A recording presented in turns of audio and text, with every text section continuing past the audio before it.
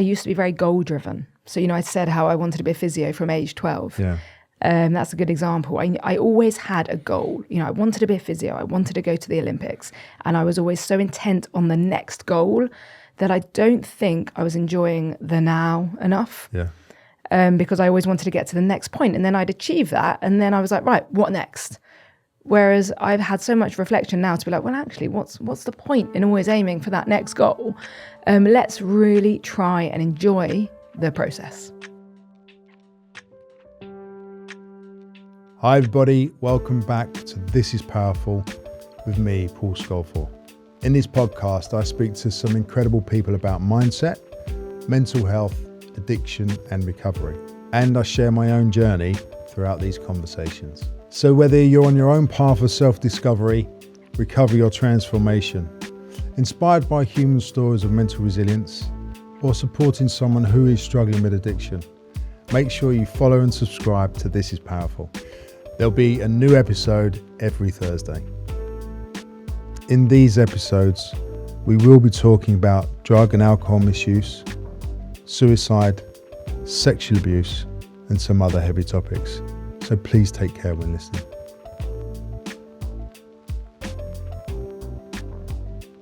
Our guest this week is Emma Levy. Emma hosts a podcast called When Life Gives You Lemons, which is about mindset and resilience, where she interviews high-performing individuals that have been through adversity but came back even stronger. With decades of experience as a top physiotherapist who has helped elite athletes on their way to Olympic success, Emma was thrown a curveball in 2020 when she was diagnosed with breast cancer. Emma talks about how gratitude and planning for the future saved her life, as well as her love for sports.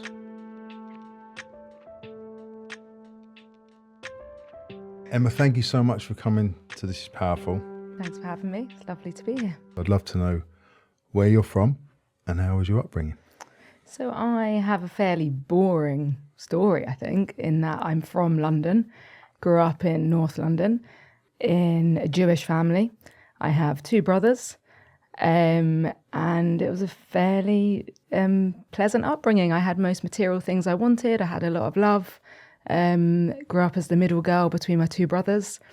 Always was quite into school, was more into the sports side, but I liked school. Loved hanging out with friends, was a very sociable person. From, secondary school, probably I was a bit shy in primary school. Sound very boring. Well, there was nothing that interesting. It was all really nice. Yeah. I think that means a healthy, nice, normal upbringing. Yes, it was. So you mentioned sports. So was you just naturally attracted to sports, and what sports did you do? I was probably naturally attracted to sports in that my mum was always quite sporty. My dad, not so much. But they encouraged exercise as a family. So we'd go for cycle rides and things like that. And I was very good at tennis. I don't know how that really came about, but I remember going to group lessons and being very little, and then the teacher saying, saying to my mum, she's really good. Can I give her private lessons and see what we can do? So I ended up being quite a high level tennis player. When I say high level, I got to county level. I never got national level, but county level was pretty good. Yeah. But I actually hated the competitive side. Really? I was awful. I would just fall apart under the pressure. And I remember going to play these matches, and also it's very lonely as a tennis player. And I didn't like that. I much preferred the team sport at school. I much preferred playing netball. Being part of a team, because on a tennis court you are fully by yourself. And I'd go to these matches and I'd be against these other girls, and the parents as well of these other girls, the pressure, they would shout at them, and my parents would have just kind of dropped me and left. So I never had that kind of external pressure, which probably helped, but on the other hand it led to me just choosing a social life instead of tennis. When I was about age maybe 13, 14, I didn't want to be playing all these tournaments every weekend. I just wanted to be out having fun. So did you go to uni after school? I did, yeah. I was, again, very fortunate in that I was about 12 years old when I knew I wanted to become a physiotherapist. How? What did you see? I had a shoulder injury from playing tennis. Okay. So I went to see a physio. And I still remember his name was Dave, and it was in a shed in his garden, and he just got back from the Olympics.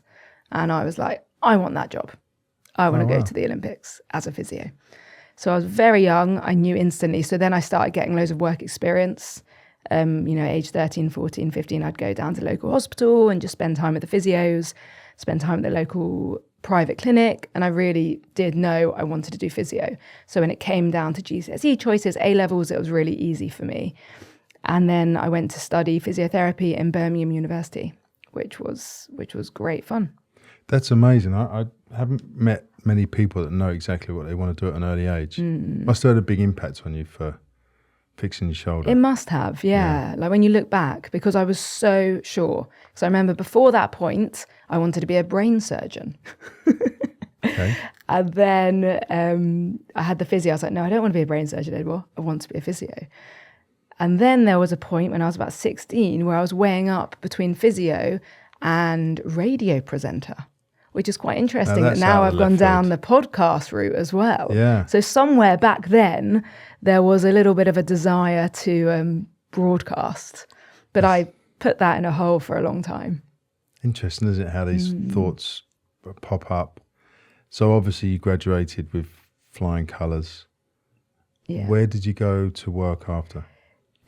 So that I graduated in 2006 when it was very hard to get a job as a physiotherapist. So what the NHS, Why was it hard then? Well, what happened is the NHS was funding people to do the course, which was great because it was all funded, but they were taking too many people on to train them. So we were all graduating and there wasn't enough jobs for us. And it was a very difficult period, actually, for quite a lot of people in the physiotherapy trade because we didn't really have anywhere else to go. It's a very vocational course. Yeah. I do know people that left the profession at that point. But again, I was very determined that I was going to stay as a physiotherapist. So I just kept, application, eventually got a job, which was not the job I wanted at all. It was like in some community hospital.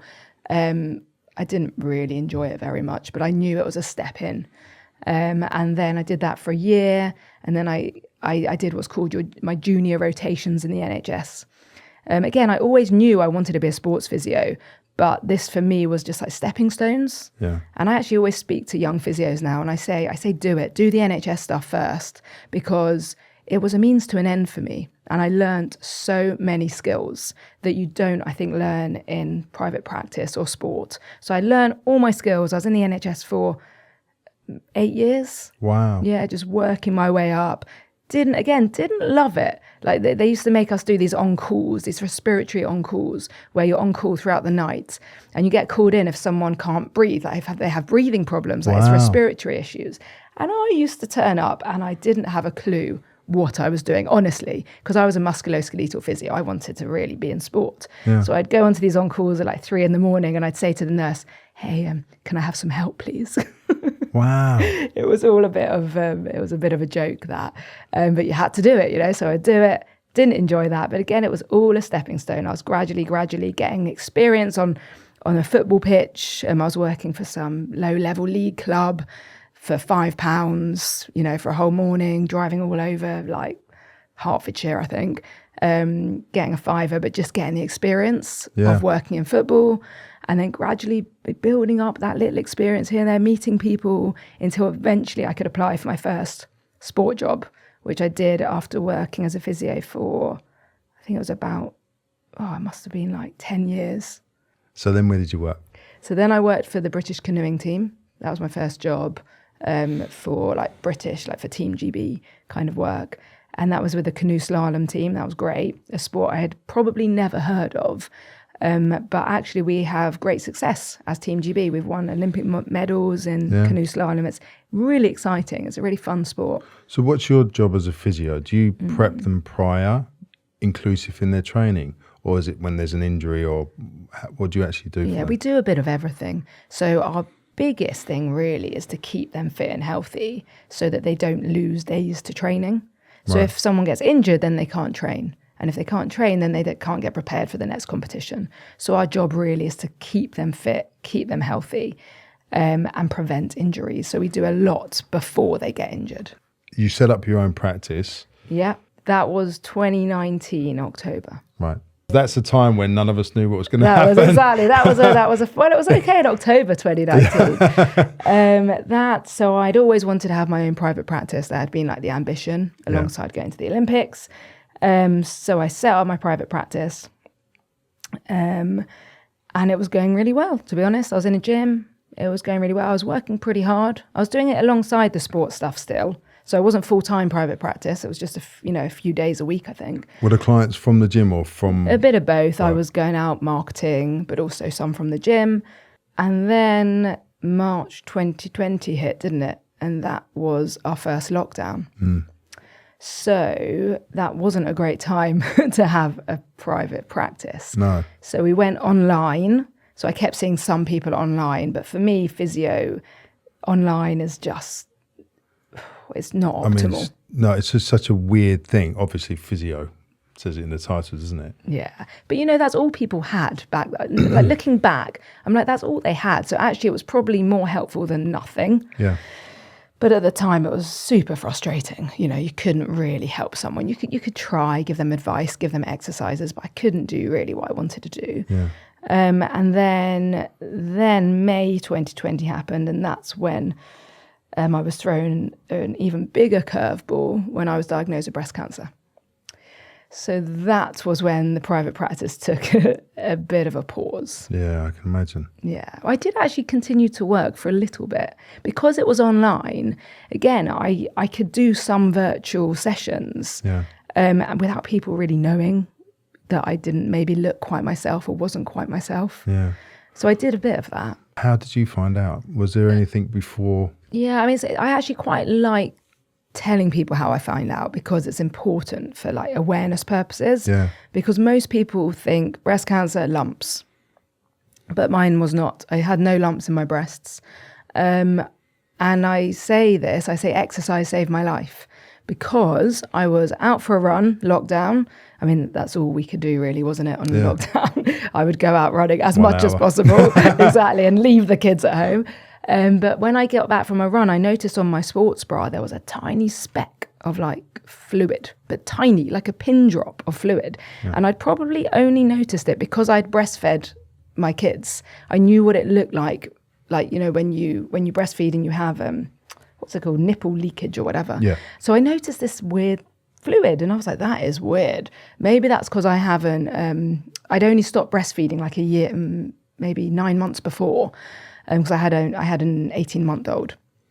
I thought, that is really weird. So I ignored it. And then next day went out for a run. Same thing, only ever in my sports bra. So it's basically a bit of nipple discharge. Yeah. And my first cousin had breast cancer under the age of 40 a couple of years previously. So my mum had actually taken me to the breast clinic in 2019 for a check. So I had the card of the clinical nurse specialist. So I phoned her up. Wow. Yeah. And I said, this is a bit weird. Like, should I be worried? And she said, probably not, but come on in. So I went in for an appointment. I had an ultrasound and a mammogram, and it was all normal. And they said, the doctor said, listen, come back in 6 weeks if it's still there. So 6 weeks later, we are now like proper midst of COVID. So, I said to my husband, I don't want to go back to hospital. And luckily I listened to him because I don't normally listen to him, but he said, go. And I was like, oh, I don't want to. He said, no, go. So I went back in and at that point they did an MRI and they found the cancer. But it's very interesting because I'd had the normal ultrasound, I'd had the normal mammogram. Yeah. I didn't have any lumps, and I could have easily just left it because it was COVID. But because I'd gone back, they were like, oh, let's look into this a bit further. Why didn't that pick it up then at that time? It was very deep, I think. Right. And did they tell you there and then there was an issue? It's all such a blur. You kind of wipe those memories, don't you? Yeah. I remember they let me bring my husband to the appointment, which again, COVID, you weren't allowed anyone. That's right. So that was a bit of a red herring. But again, I don't remember worrying about that. And so I think when we went back to the appointment, that was when they told us the news you don't really ever want to hear when they said I had breast cancer. Yeah. But, luckily I remember the consultant saying this is fully treatable and fully curable. And I was very positive from the offset. I don't remember being scared, particularly that I was going to die. I remember thinking, it's fine, we got this. How's your husband? I would have been in bits if he was me. So I tell the story that I basically thought he was going to faint. He was he was awful. I remember he lost his colour. Yeah. So yeah, he wasn't great. But again, now it is also 4 years ago, and I don't try and think about those moments. It's funny how the body reacts. It's for me anyway, from my experience, it's protected me where I've just gone, right, okay, let's do this. And then, it's like battle mode. Yeah, it's like a shield of strength that there's nothing else we can do apart from let's just do this. Yeah, just crack on. Yeah. So I was quite good. I was pretty good like that. And I tell the story that I exercised a lot during my cancer treatment. Or when I say a lot, so I had chemo. But you had you had 3 different types of treatment, right? I had chemotherapy first for 12 weeks. Then I had double mastectomy with reconstruction, and then I had radiotherapy. But then after radiotherapy, I then had a year of, what they call it, antibody therapy. Yeah. So that's every 3 weeks. And then I'm still on hormone therapy. So it's quite a big deal. But you do get stronger from some of these traumatic things we go through. And it has made me reflect on loads of things I never would have reflected on if that hadn't happened. Yeah. So positives have 100% come out of it. Some things give you a wake-up call in life, which adds more colour to it, in my experience. What's the positives that have come out? Yeah. So my podcast. Which is very good, by the way. Yeah. When Life Gives You Lemons. Yeah. That came about because when I was going through treatment and COVID, I was walking all the time. Also, when I went through chemo, I was sat there by myself every week so you weren't allowed guests, you weren't allowed visitors in chemo. So I would put in my earphones basically, and that is when I discovered podcasts. I honestly don't think I'd ever listened to a podcast before. So I was a bit late to the game maybe, but I became obsessed with podcasts in that period. And I remember thinking, this could be fun. But it was just a little seed in my head. Yeah. And then I was walking a lot with friends. And there was one particular friend that I kind of said, you know what, I've got an idea of this podcast. And she kind of encouraged me through it. Whether I would have done that without her encouragement, I'm not sure. So starting my podcast definitely came out of that trauma. And through my podcast, I have now spoken to nearly 100 of the most interesting people, and they've been through incredible hardships, incredible trauma, and I've learned from them what they've learned. Yeah. So when I talk now, it's not based solely on what I've learned through my trauma, but it's what my guests have learned and discovered about themselves as well. It's an incredible education, right? I mean, it's just amazing. Where did you get the title from? I know, obviously, the lemons thing, but when did that come to you? So I'm not a very creative person, right? I'm the kind of person like at school, you come up with titles, and I'd always have a really rubbish one. But for some reason, when Life Gives You Lemons just came to me, and everyone was like, that's really good. And I was like, is it?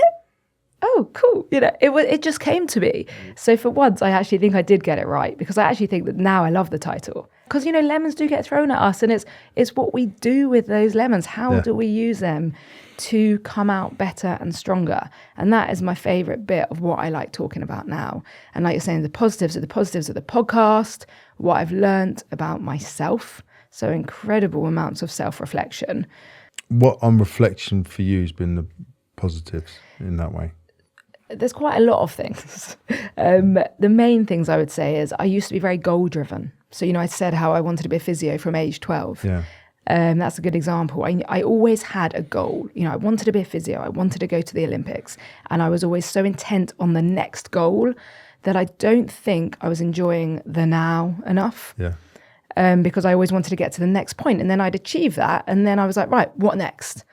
Whereas I've had so much reflection now to be like, well, actually, what's the point in always aiming for that next goal? Let's really try and enjoy the process. I've learned that from working with athletes as well. 100%. Right. You know, they're so kind of goal driven to win that Olympic medal. But actually, if they then don't win that medal, well, Must be devastating. yeah, what then? They've got another 4 years and they haven't even enjoyed the process. In your understanding, can you have both? Because goals are important. But have you found a balance where you have a goal, but you can enjoy the process as you go to that goal? So that's what I'm trying to work on. Right. And I'm also working on kind of shorter term goals. So you've got your long-term goals, because if you're that kind of person like me, yes, I still have those long-term goals of things I would like to achieve, but I'm trying to set shorter goals as well. So every day, for instance, I'll wake up and it's like, what do I want to achieve by the end of today? And one of those short-term goals is kind of be grateful for what you got. So there is a bit of gratitude in there. Yeah. So it's enjoying the small things. It's not just kind of waiting for those big moments, but actually, I was really grateful. I had a lovely coffee on the way in this morning, you know. So being grateful and positive about what we've got every day, I think has really helped. So that is important.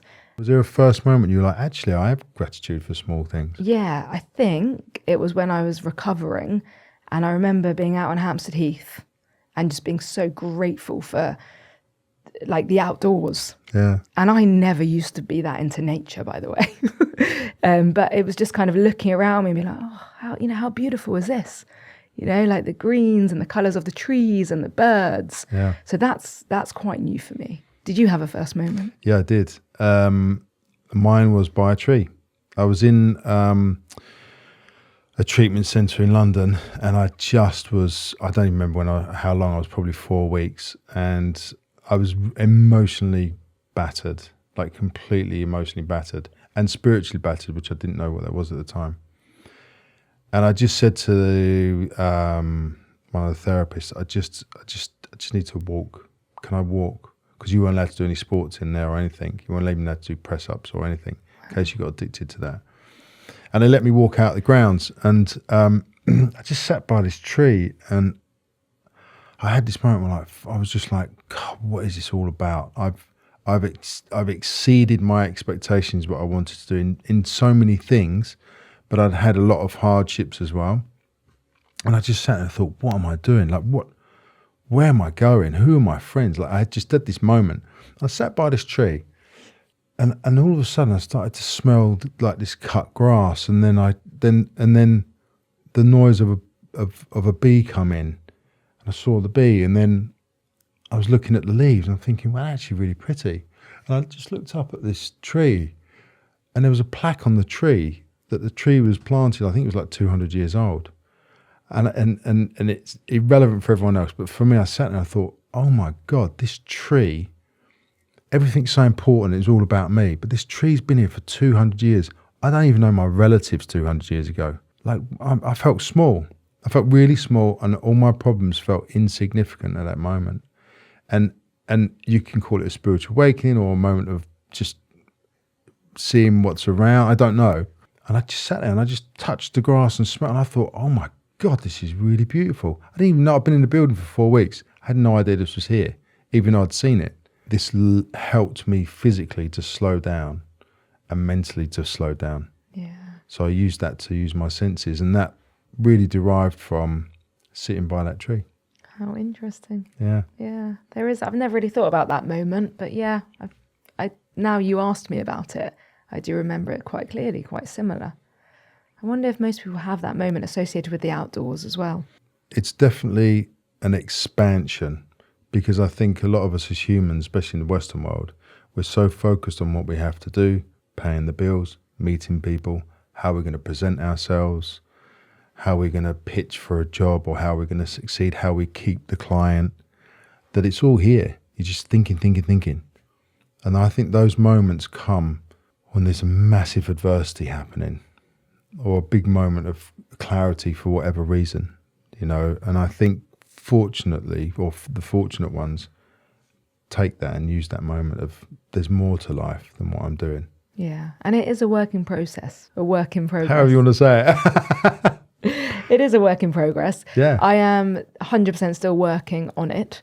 You know, I have 3 young kids, and that is hard sometimes to then just, you know, go back to yourself and just, like you said, slow down and not just be kind of thinking, oh, what have I got to do for that one and this one and this one? But we actually just need to kind of take a step back sometimes and slow down. And I am working on it. When I slow down, I kind of know more, kind of understand a little bit more. And we practice it. It's hard with kids. We've got 2 young kids as well. And then I catch myself like, right, breakfast, I'm doing this. And and I'll stop and I'll be like, right, everyone stop. And we'll put on Classic FM.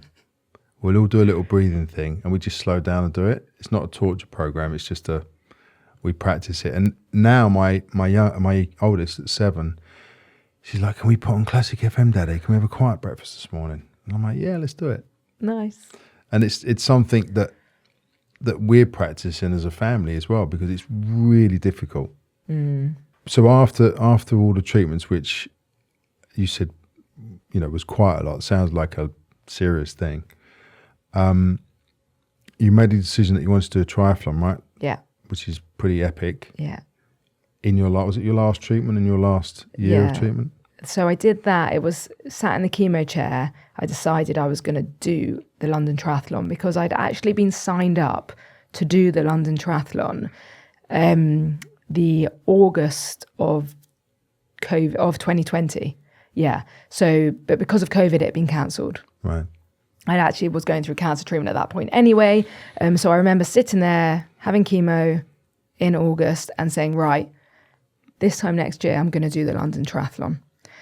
And then I did. So a year later, I basically did it. It was only 3 weeks after finishing all active cancer treatment. Wow. So it was pretty epic. Yeah. But I used guidance of a physiologist to help me with my training program. And so he was a specialist that worked with like oncology patients. So he was guiding me through how much and how hard I could work, because obviously I was on drugs that I couldn't fully push myself. Yeah. But yeah, so I did quite a lot, but that kept me sane. I said at the beginning, exercise saved my life. This was another way that exercise just saved me. It was throughout cancer treatment. It was the only thing that I could control. How was that when you crossed the line? Yeah, that was pretty emotional. It was amazing. It was a really emotional, incredible day. Yeah. But yeah, I did it. That's like a massive win-win on all sorts of levels. Yeah, it was pretty cool. And after that, was you like, I'm just going to go back to work. I'm just going to work with clients again. How was the process after? Yeah, so there was a bit of a switch there as well. In that I'd been working so hard in that private practice. But, like we were talking about, I'd reflected so much on myself and my values. And I decided that actually I didn't know if I wanted that anymore. I was working so hard, such kind of crazy hours, but not really getting much enjoyment from it. And I was like, why am I doing this? What for? And it was really because I had always said I wanted a private practice. That was why I was doing it. Amazing. I kind of had this goal, this ambition that I'd set when I was 12 years old, and that's why I was doing it. So when I reflected on it, I was like, oh, I don't want to be doing this at the moment. So I haven't gone back to the private practice yet. I'm not saying it won't become something I would like to do at some point, but that was not where my passion was lying in 2021 when I went back to work. Where did that move to? Because that's actually a very poignant thing to say, because a lot of people, including myself, have set a goal and I have to do it either to make sure I've done what I've done or because I told other people I've done it. Yeah. So it's actually quite a big moment. It was a big moment. Yeah. But I remember I said I had the sports physio thing at the same time. So I'd always had these 2 goals. One goal was to go to the Olympics. One goal was to have the private physio. So I still had that goal of going to the Olympics. So instead of the private practice world, I just threw myself into the Olympics world. And then last summer I went to Paris. I went to Paris Olympic Games 2024, which was like incredible. That was a real like moment of when you have set a long-term goal and you've achieved it. And it was an amazing life experience being there. Yeah. So no regrets at all about throwing myself into that side of things.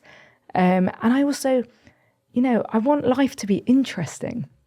I had a podcast guest say that actually, Luke Tarrant. Yeah. He said he'd always just like he does things because he wanted his life to be interesting. And it really resonated with me. I was like, yeah, I really want life to be interesting. And I just didn't find the private practice world was kind of giving me that interestingness at that time. Yeah. I was going to ask you that question actually about you've had many brilliant guests on there, and what's the things that have stood out that have helped you?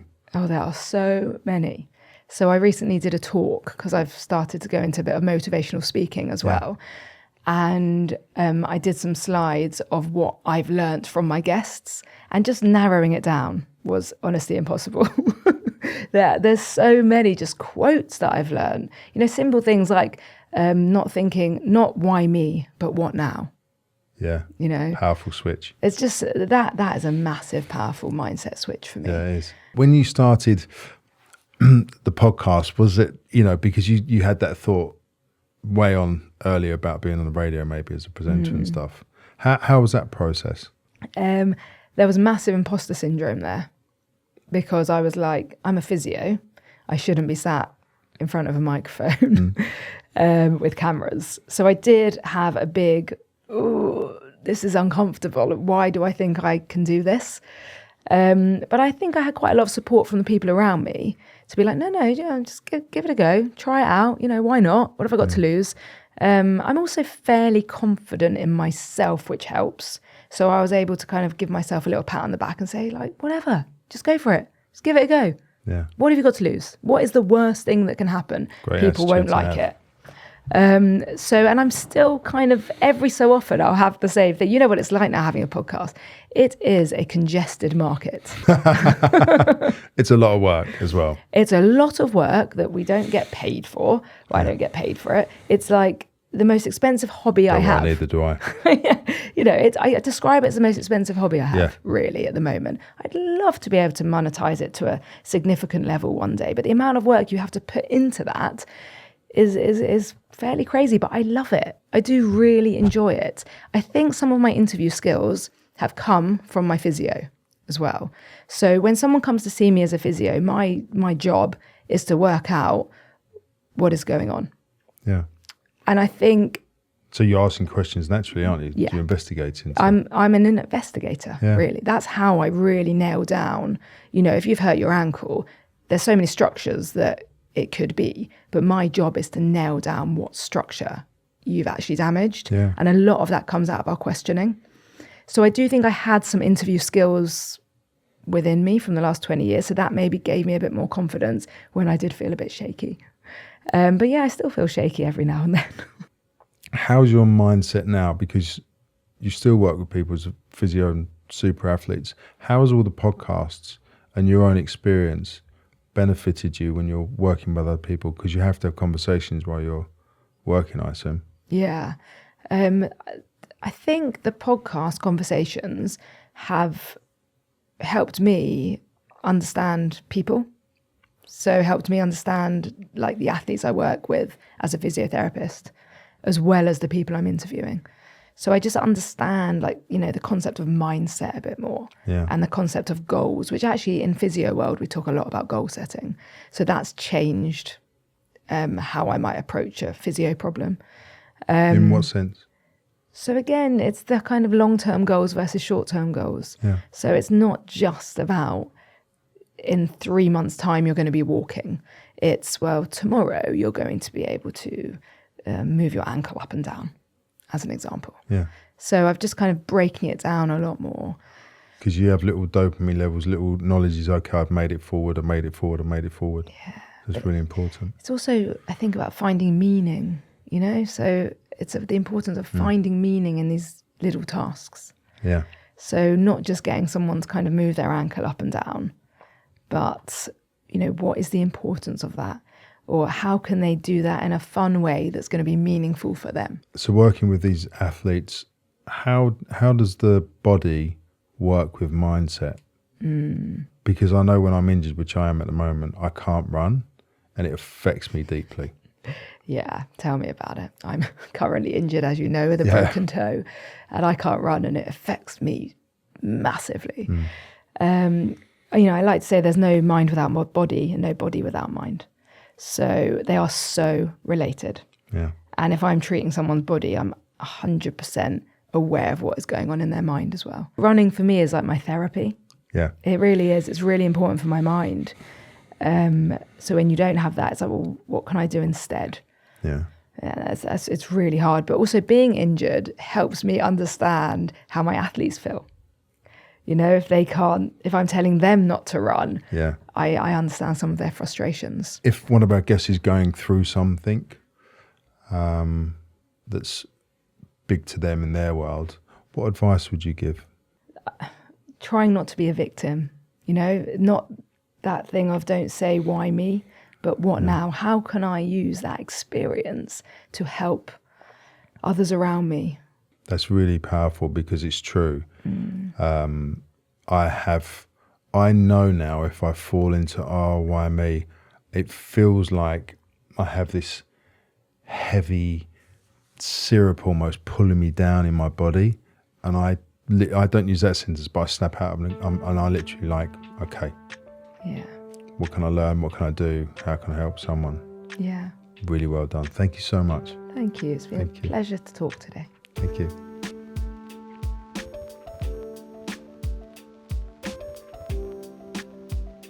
This is Powerful is brought to you by Stride Foundation. If you or someone you know is struggling with addiction, please head over to www.stridefoundation.com, where you can find links to resources that may help. You can also donate. Please make a donation. It will help us bring to you more episodes. Please rate, follow, and subscribe to the show. Why? This will help the algorithm make us more visible to others who need help. And share this podcast with your family, friends. Head over to social media at Paul Scolfort and at this_is_powerful. You'll get to see what's coming up and you can get in touch with us because I love hearing about you. Thank you also to my beautiful wife, Dr. Federica Amati, the best producer, Shannon Delrich, to Ebba Long, who does all the hard work in the background. Thank you also to Rian Musa and the rest of the team. Hi everybody, I'd really love to hear your views so that we can produce a podcast with the content that matters to you. It doesn't matter if you just joined us or if you've been listening from the start. We would love you to fill in the short listener feedback form, which you can find in the show notes. And let me know your thoughts on our podcast. It would really mean a lot. Thanks, guys.